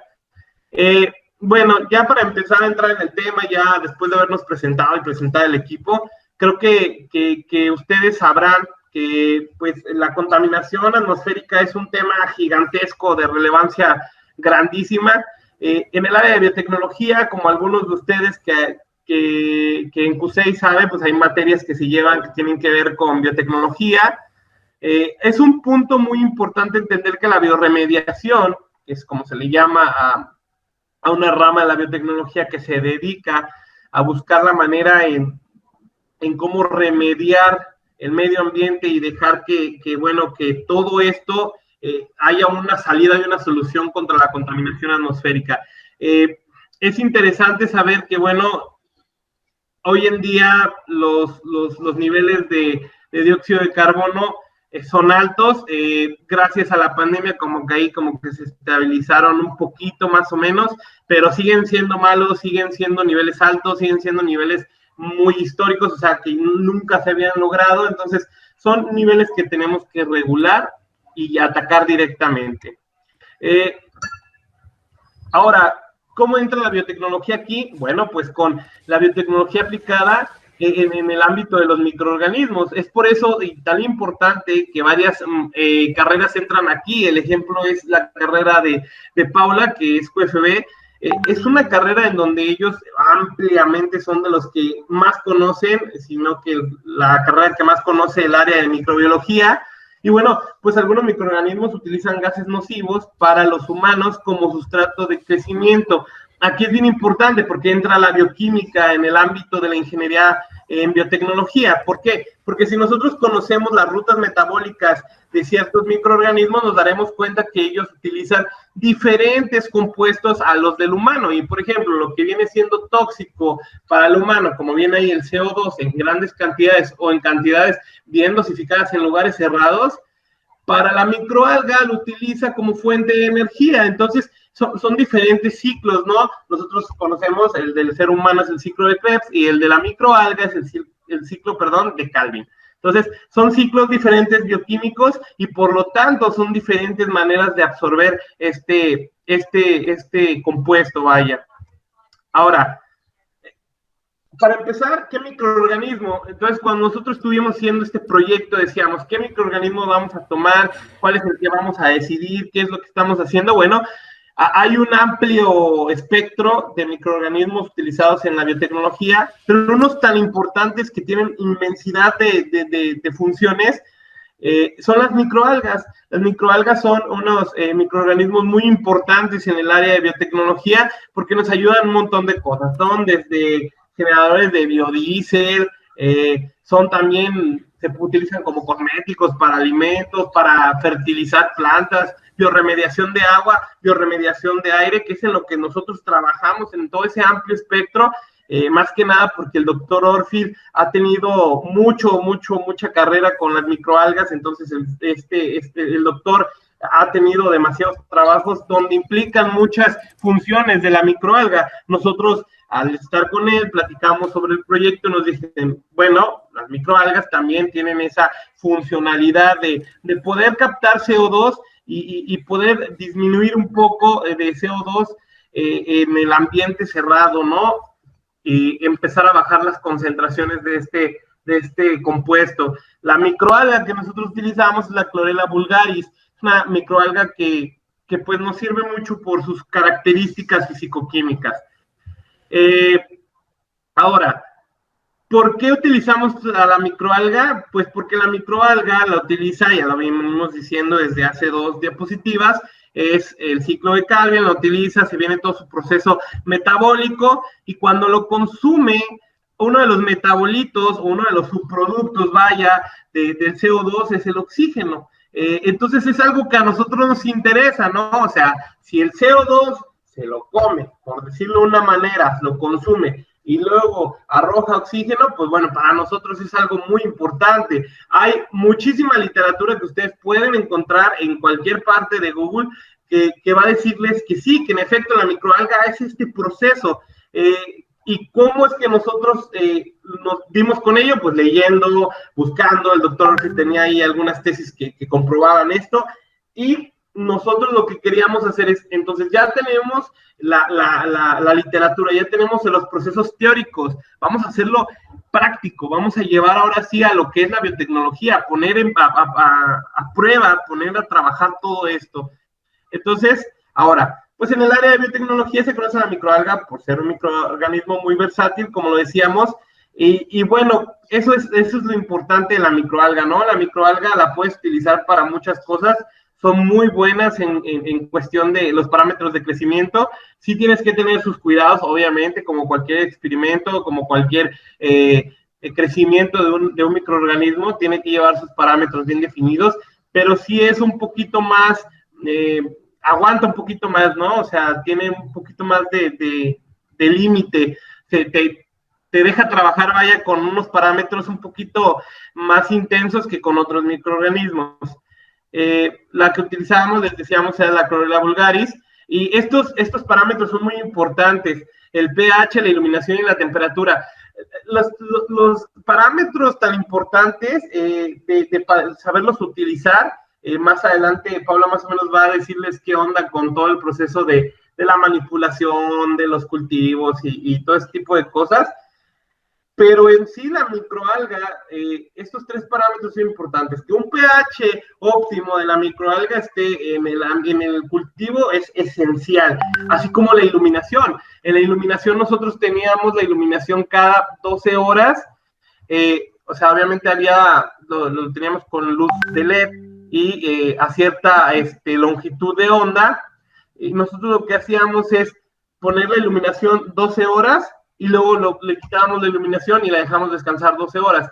¿Para qué es esto? Para que la microalga trabaje de una manera normal. Se tiene otra vez con mucha referencia, con mucho trabajo de antecedente, cómo se va trabajando la microalga son 12 horas de luz, 12 horas de oscuridad, y con eso es como nosotros tenemos un mayor rendimiento y una mayor efectividad de este microorganismo. Y por último, pues la temperatura, como saben, es una de las cosas más importantes. La temperatura tiene que ser no máxima de 30 grados, podemos utilizarla ahí con algunos valores diferentes. Como les digo, la microalga Chlorella vulgaris es muy resistente, vaya. Por eso es que tenemos o hicimos esta elección de microalga. Ahora, en la investigación se han obtenido resultados como los del consumo de CO2, generación de oxígeno y generación de biomasa. Todo esto de los resultados y el trabajo que se estuvo haciendo es muy importante, ¿no? Porque, bueno, la microalga es un microorganismo que los que hayan trabajado con ellas saben que dándole los parámetros y dándoles un medio de cultivo específico con el que puedan trabajar, ellas crecen muy rápido. O sea, la generación de biomasa es muy rápida. Por lo tanto, tenemos que ser muy cuidadosos al momento de obtener los resultados del consumo de CO2 y de la generación del oxígeno, o sea, de la producción del oxígeno como metabolito. Ahora, para el consumo de CO2 y producción de oxígeno, esta es una de las tablas que tenemos. O sea, como está bajando el CO2 ahí, son por dos cosas que debemos de tenerla, o por tres variantes. Eso, si quieren ya con más calma, explicarles más a detalle qué onda con los balances de materia, los balances de masa, los balances de materia y de energía, disculpen, los balances de materia y energía, para poderles decir, oigan, ¿saben qué? Esto es lo que pasa, esto es a cómo llegamos a donde estábamos, o sea, cómo llegamos a decidir y a definir cómo es que se consume el CO2 y cómo se produce el oxígeno. Con toda confianza pueden ahí dejarle un mensaje a Aldo, si me conocen, mandarme un mensaje a mí, o a Carlos, o a José, o a Paula, no importa quién sea, y ya platicar. ¿Por qué? Porque, bueno, el consumo de CO2 quizás se ve ahí que va cayéndose muy drásticamente, pero no todo es por el consumo de la microalga. Hay otros dos factores importantes. El primer factor es que obviamente no tenemos un bioreactor totalmente hermético, vaya, con que no haya ninguna fuga. Pues obviamente vamos a tener fugas de CO2. Lo que hicimos es poder utilizar la ingeniería ahora sí y aplicar nuestro ingenio y empezar a ver, hacer blancos, hacer corridas ahí para ver cómo iba disminuyendo el CO2 en un blanco. Ahora, otra cosa que necesitamos también ver y darnos cuenta de cómo el CO2 también era consumido, era por medio de el consumo, o más bien la disolución que se hacía en el agua, por medio de la ley de Henry. Nosotros podemos explicar este proceso. Entonces, ya hacíamos todo nuestro balance y bueno, hacíamos las restas, las sumas que se fueran utilizando para ver bien cuánto es el CO2 que en verdad se estaba consumiendo por parte de la microalga. Eso sí, lo que sí podíamos dar directamente era el crecimiento de la biomasa de la microalga, porque ahí nada más teníamos el factor de, pues, el peso inicial de la microalga al momento del cultivo, en el tiempo, intervalo de tiempo más bien específico que nosotros dijéramos, y bueno, después cuánto crecía, ¿no? Por día, por horas, por semana. En este caso lo hicimos por día y podemos ver un crecimiento donde primero se va adaptando, luego es un crecimiento exponencial, y si le fuéramos siguiendo, pues fuera a ver un crecimiento donde hay una estabilidad y luego va a empezar a caer y tenemos que hacer un recultivo. Entonces, de eso ahorita también Paula les va a hablar un poquito. Aquí lo importante es entender que la microalga está trabajando normalmente como lo trabajaría cualquier otro microorganismo, solamente podemos ver que es muy, les digo, pues ellas van creciendo de una manera muy rápida cuando se les da las condiciones aceptables o las condiciones adecuadas. Aquí sí hay que decirles algo cierto. La pandemia nos ha estado un poquito atrasando con el seguimiento de este experimento, pero ahí vamos, estamos trabajando y bueno, se ve en este trabajo que estábamos ya dando pruebas experimentales y bueno, pasó desgraciadamente lo de la pandemia. Esto ya le toca a Aldo. Cualquier duda de biotecnología o algo así, pues con toda confianza. Parte del origen de todos los sistemas en desarrollo que se están viendo, no solamente en el laboratorio, sino sistemas para tratamiento de agua, el origen de todo esto fue desarrollar sistemas biológicos para mitigar el deterioro de condiciones atmosféricas. Provino de la investigación espacial, en particular de la NASA con los programas Apolo. Dentro de lo mismo se vio un movimiento particular sobre las viviendas a largo plazo, cómo se iba a comportar la atmósfera de las mismas. Gran parte de todo esto de la biotecnología y el gran impacto que ha tenido en los últimos 25 años ha venido derivado de prácticamente eso, o sea, tener una atmósfera controlada con las condiciones que puedan ser las más idóneas para un sistema humano y un sistema biológico. Dado que la calidad del medio ambiente interior es una preocupación creciente a medida que las poblaciones se urbanizan más y la gente pasa a tener una mayor proporción en tiempo interno en su casa, en este caso, lo que provino la pandemia, muchas personas están dentro de su casa, pero un problema muy grande que no se está contemplando es que muchas de las urbes tienen grandes sistemas de contaminación. Entonces, muchas personas piensan que al estar en su casa no están expuestas a la contaminación atmosférica que proviene básicamente de la ciudad. O sea, todos estamos básicamente viviendo en una ciudad donde tenemos problemas atmosféricos. Ya que todo esto es un problema de salud importante en todo el mundo, esto ocurre debido al aumento de la industrialización, el aumento de los escapes de automóviles principalmente, y un problema muy grande que estamos viendo es parte de la deforestación y todos los gases invernaderos. Los contaminantes en el aire pueden causar diferentes afecciones médicas, las cuales se ven reflejadas a corto, mediano y largo plazo. Parte de por qué hacemos todo esto, por qué iniciamos, dado que la contaminación es un factor responsable de los efectos adversos sobre la salud, las medidas de protección son una parte esencial, además de las medidas de seguimiento, de evaluación y un control por parte del gobierno. Sabiendo bien que el clima de la Tierra está cambiando rápidamente a un ritmo alarmante, los principales cambios se deben a los gases de efecto invernadero anteriormente mencionado, en particular el dióxido de carbono, la cual la microalga puede hacer una mitigación o un control del mismo. Como ya sabemos, estos aumentos de temperatura, el deterioro de los glaciares, aumento de nivel del mar y las alteraciones están limitando mucho el crecimiento de bosques o de más biosfera que anteriormente, antes de presentar estos cambios de contaminación, era más factible hacer un replantamiento de árboles a tener sistemas cerrados. ¿Podrías cambiar la diapositiva?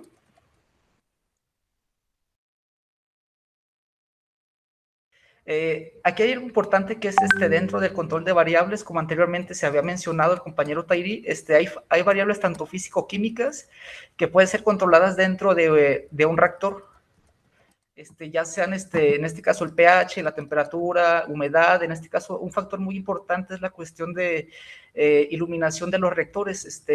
Se comenzaron haciendo pruebas de 12, 8, 4, incluso 2 horas para obtener un mayor rendimiento en parte de lo que es internamente un bioreactor, o sea, una parte fundamental de la automatización de los procesos convencionales de los cultivos celulares, biológicos o demás. En este caso pueden ser establecer y mantener cultivos en unas óptimas condiciones, estandarizar los parámetros de cultivo físico-químicos. Un problema muy grande que nos hemos encontrado dentro del trabajo es que no hemos podido tener algo completamente controlado sin la intervención de la parte electrónica. Entonces, un sistema como el que se está planteando de tener un bioreactor, el cual trabaja automáticamente 24/7, es definir y optimizar los protocolos de control, los cuales puedan ser predictivos para la funcionalidad de los microorganismos con adaptaciones mediante sistemas de algoritmos. Entonces, nosotros tenemos un bioreactor. ¿Puedes cambiar la diapositiva? Nosotros tenemos en este caso un sistema cerrado donde se tenga un alga con un control automatizado. Entonces, parte de los reactores, la tecnología de la automatización de la misma ofrece una solución al permitir el reabastecimiento automático de los medios que se están agotando, además de poder establecer o dar un seguimiento en todo momento para la realimentación de medios frescos o el reemplazo de los mismos sistemas. Entonces, la microalga, como todo ser vivo, tiene un periodo de vida el cual está establecido, el cual varía según el tipo de microalga, las condiciones que se les estén efectuando. Parte esencial de todo esto es darle un enfoque particularmente atractivo para automatizar los productos biológicos, lo cual se basaría en un sistema modular donde los bioprocesos para cada fuente de células individuales se realizan en subunidades individuales dedicadas a un sistema cerrado. Parte de tener un sistema cerrado es que las condiciones del mismo están controladas tanto externamente e internamente. Esto puede ser una estrategia para un proceso de fabricación para ampliarse a escala industrial, no solamente quedarnos en escala prueba, escala piloto. De tal manera, los sistemas robóticos han demostrado ser muy eficaces para la automatización y el control sofisticados de procesos de fabricación para una amplia variedad de, no solamente laboratorios, sino puede ser una comercialización o industria. ¿Puedes cambiar la Tairi? Como se mencionó anteriormente, la parte fundamental de todo este sistema que sea funcional y que sea no perfecto, pero sino que se acerque a óptimas condiciones, son dos partes fundamentales: el monitoreo de las variables y su derivado, que en este caso varía un rendimiento. Parte de lo que aplica la biotecnología ambiental es un papel en el mantenimiento de un medio ambiente adecuado. Entonces nosotros no podemos tener un sistema cerrado ni abierto si las condiciones de las microalgas o del sistema controlar no son dentro de los parámetros del rendimiento de los bioreactores o el sistema controlar. Si gustas cambiar la diapositiva.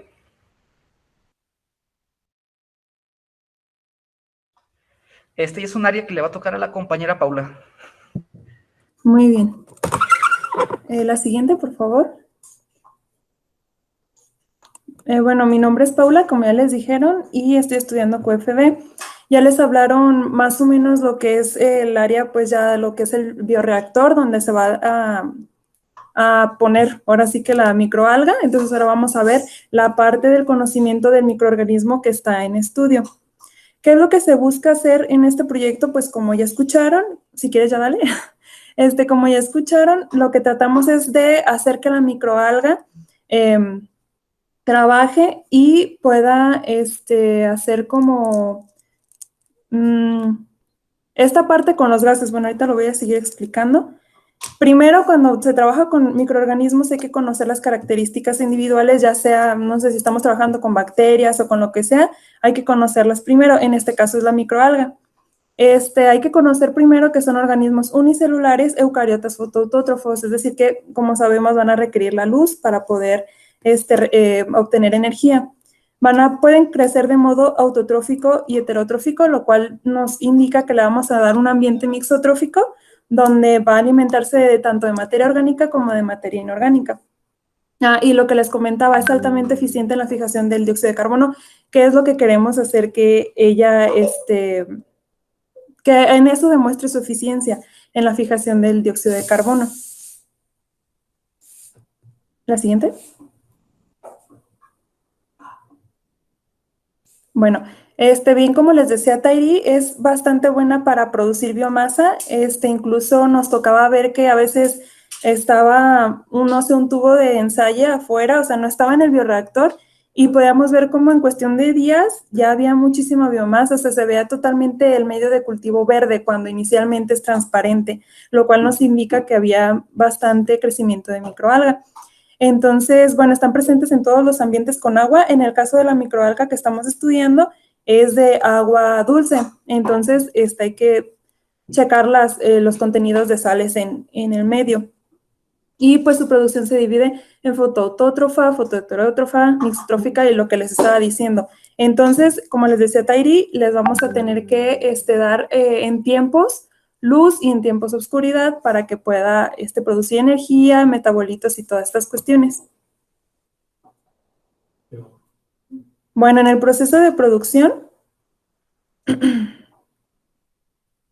obviamente vamos a requerir de un medio de cultivo, un cultivo donde la vamos a desarrollar. Como sabemos, pues gracias al bioreactor vamos a poderle administrar en un solo lugar todo lo que requiere y vamos a poder checar, vamos a poder observar su rendimiento y qué tal está yendo. Si vemos que pues algo no está saliendo bien, pues ahí es donde tenemos que hacer modificaciones. Se va a requerir de un inóculo viable, o sea, alguno que nos garantice que se va a reproducir bien y va a crecer muy bien. Suministro mínimo de nutrientes, microelementos y adecuadas condiciones químicas y físicas. La siguiente. Para su desarrollo, obviamente, vamos a necesitar dióxido de carbono, vamos a necesitar nitrógeno, fósforo, potasio, magnesio y otros nutrientes que son los que vamos a incluir en la formulación del medio de cultivo que estamos utilizando con la microalga.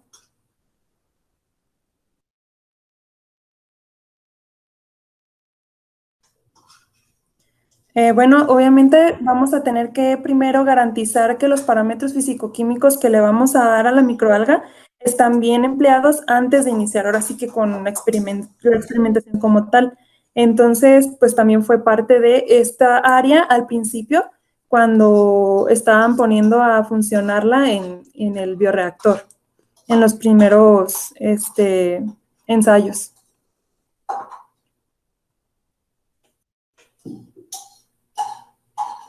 Bueno, entonces, ¿cuáles son estas variables? La iluminación, como ya les comentaron, el bioreactor va a tener una fuente de iluminación que tiene que estar en el intervalo de 300 a 700 nanómetros. La temperatura, como bien decía Tairi, pues es una microalga muy práctica. La verdad es que no se batalla mucho para su producción. Sus temperaturas son casi ambientales, entonces pues no es como que tengamos que poner una fuente de calor o algo por el estilo. A menos de que la queramos almacenar, pues ahí sí la almacenamos, pero en temperaturas muy bajas, y pues está demostrado que no muere, y pues tampoco es como que pueda crecer mucho, ¿no? Por las bajas temperaturas. Necesita aireación, la cual se le da a partir de agitación constante. Bueno, todo el tiempo se está agitando el medio.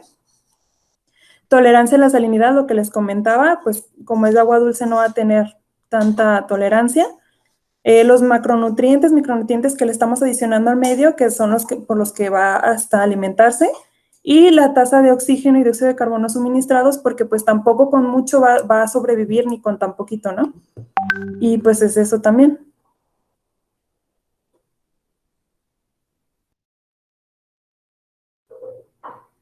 Bueno, y ya como tal, ¿de qué se encarga esta área? Pues la verdad, todos nos encargamos yo se podría decir que soy la encargada, pero cuando yo no estoy, pues ya sea Tairi, o ya sea Carlos, o sea José, Aldo, todos estamos y pues hacemos lo que sabemos que se debe de hacer, ¿no? Cuando, por ejemplo, se está empezando a disminuir la biomasa, cosas por el estilo.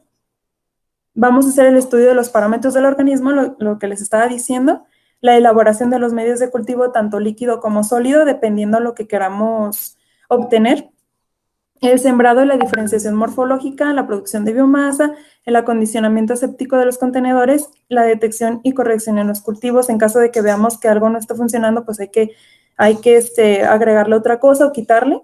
Por ejemplo, me acuerdo que en algún momento Tairi me decía que no teníamos que poner ninguna otra fuente de carbono, más que el dióxido de carbono. Entonces, para efecto de poderla hacer agar, pues tendríamos que buscar ahí cómo podríamos decir que fuera un medio de cultivo sólido, ¿no? Sin tener esta cuestión que pudiera interferir.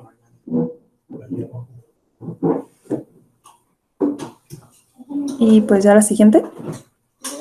Ok, y ya en el desarrollo como tal, pues les pusimos por ahí unas fotos para que checaran más o menos qué es esta parte. Aquí estamos haciendo la elaboración del medio de cultivo y lo esterilizamos en autoclave. Ahí se puede ver que lo clarificamos, obviamente, también. Y pues ya lo pasamos a cajas Petri para que fuera medio sólido. También en otros momentos utilizamos medio líquido, entonces pues ahí sí lo dejamos como tal. Ahí tenemos el medio líquido y el sólido, como les decía, y todo se maneja en área séptica para evitar que haya contaminación por otros microorganismos que hagan ahí por ahí simbiosis o algo por el estilo, y pues que nos den datos erróneos, pues porque nada más queremos saber el trabajo que hace la microalga, no la microalga con tal bacteria o con otro tipo de microorganismo, pues. Entonces ahí, por ejemplo, el tubo que vemos ahí en medio es el que les decía, se ve todo verde por la cantidad de biomasa que ya se produjo, y sin nosotros pues no le dimos ninguna condición, nada más está en el puro medio, no está agitándose, no, nada por el estilo. Y ahí en la caja se puede ver también lo que obtuvimos a la hora de sembrarlo por estría. Y pues ya en esa parte. La diferenciación morfológica, y pues me comentaban que teníamos que verlos en el microscopio, y pues ahí estuvimos viendo que teníamos. y igual evidenciando que únicamente estaba presente la microalga.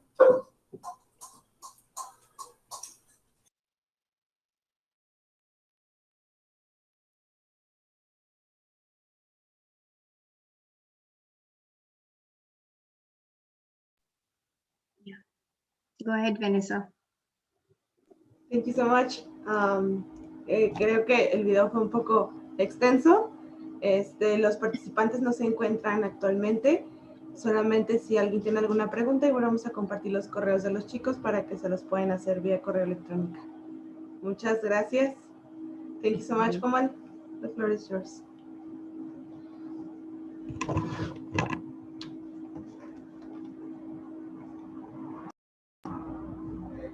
Yeah.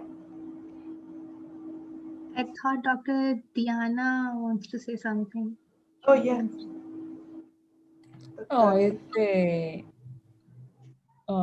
Solo quería hacer preguntas a los chicos, pero bueno, no están, no tiene caso. No, gracias. Y correcciones, porque ahí tienen algunos problemillas ahí me encantaría poder ayudarles para que fuera mejor el cultivo, pero bueno, ya hablaré con ellos. Gracias. Claro que sí, doctora. Igual le compartimos los correos electrónicos por el chat para que se pueda usted poner en contacto con ellos y hacerle las preguntas necesarias. Muchas gracias. Thank you so much, Comal. Yeah. Thank you so much. Thank you so much to everyone for the wonderful presentations we have today. And we look forward to seeing you for the next festival, and please stay connected for the future activities with the pop movement. Stay tuned, stay connected. Now I would like to ask Dr. Ash to please say something.